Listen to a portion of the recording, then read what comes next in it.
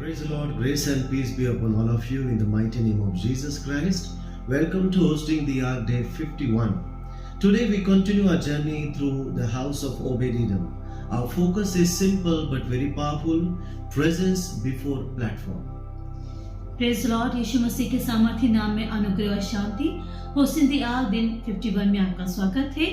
आज हम ओबेद एदोम के घर की यात्रा को आगे बढ़ाएंगे।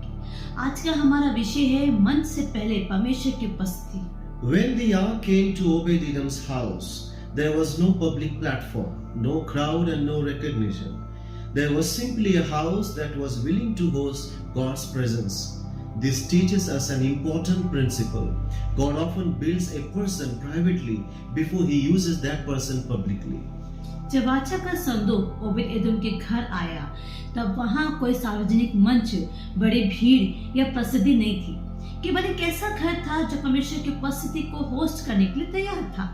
हमें एक महत्वपूर्ण सिद्धांत सिखाता है कि परमेश्वर किसी व्यक्ति को सार्वजनिक रूप से उपयोग करने से पहले उसे निजी रूप से तैयार करता है। Obed-Edom did not advertise what was happening in his house.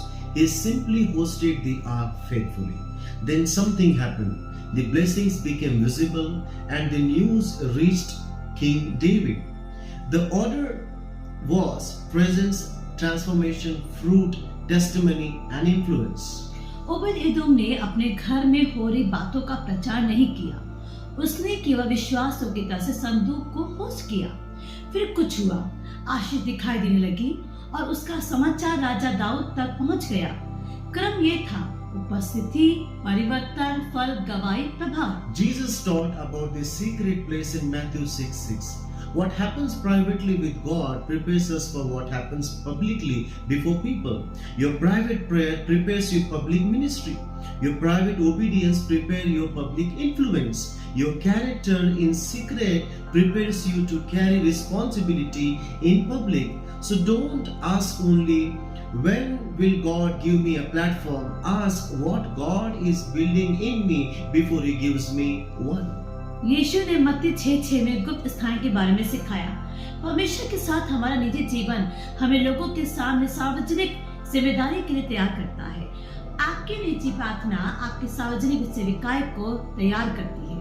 आपकी निजी आज्ञाकारिता आपके सार्वजनिक प्रभाव को तैयार करती है। गुप्त स्थान में आपका चरित्र आपको सार्वजनिक जिम्मेदारी उठाने के लिए तैयार करता है। इसलिए केवल ये मत पूछिए परमेश्वर मुझे मंच कब देगा, बल्कि पूछिए मंच देने से पहले परमेश्वर मेरे भीतर क्या बना रहा है। God is not only preparing our gifts, He is preparing the vessel that will carry those gifts. Influence without character can become dangerous. Authority without submission can become control. Visibility without spiritual depth can become performance. Therefore, God often develops our character before He enlarges our influence.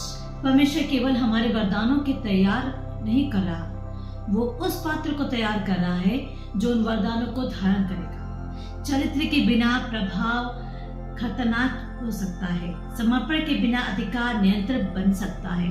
आत्मिक गहराई के बिना दृश्यता केवल प्रदर्शन बन सकती है। लेकिन परमेश्वर अक्सर हमारे प्रभाव को बढ़ाने के पहले हमारे चरित्र को विकसित करता है। Obed-Edom did not chase a platform, he hosted the presence. Later, his testimony became known and he became connected with the ministry of the ark. This gives us a powerful kingdom principle. First, God does something in you, then He does something through you.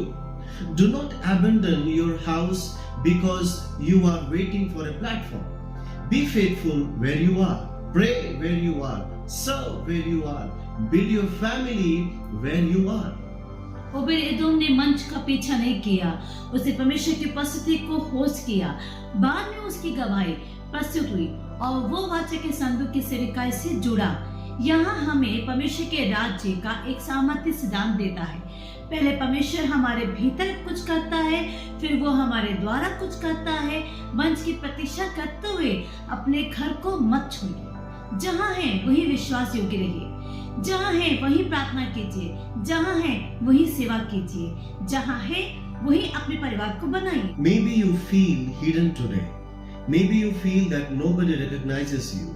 But remember, God may not be hiding you. He may be preparing you. Your hidden season is not wasted. Your prayers are not wasted. Your obedience is not wasted. Small assignment may be preparing you for a greater responsibility.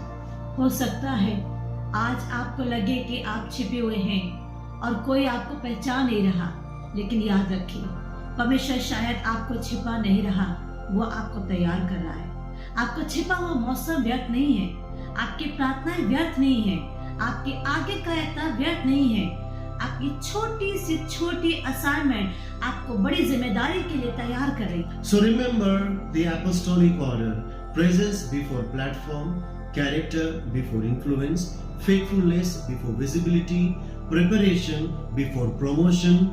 Don't chase the platform, host the presence. इस episodic क्रम को याद रखिए। मन से पहले उपस्थिति, प्रभाव से पहले चरित्र, दृश्यता से पहले विश्वास योग्यता, प्रमोशन से पहले तैयारी। मंच का पीछा मत कीजिए, परमेश्वर की उपस्थिति को होस्ट कीजिए। When God's presence is established, He knows how to open the right door at the right time. जब परमेश्वर की उपस्थिति स्थापित हो जाती है तो सही समय पर सही द्वार खोलना परमेश्वर जानता है। May our homes host His presence, may our lives reveal His character, and may our testimony bring glory to Jesus. हमारे घर उसकी उपस्थिति को होस्ट करें, हमारा जीवन उसके चरित्र को प्रकट करे और हमारी गवाही यीशु की महिमा करे। Grace and peace be upon all of you. परमेश्वर आप सबको आशीष दे।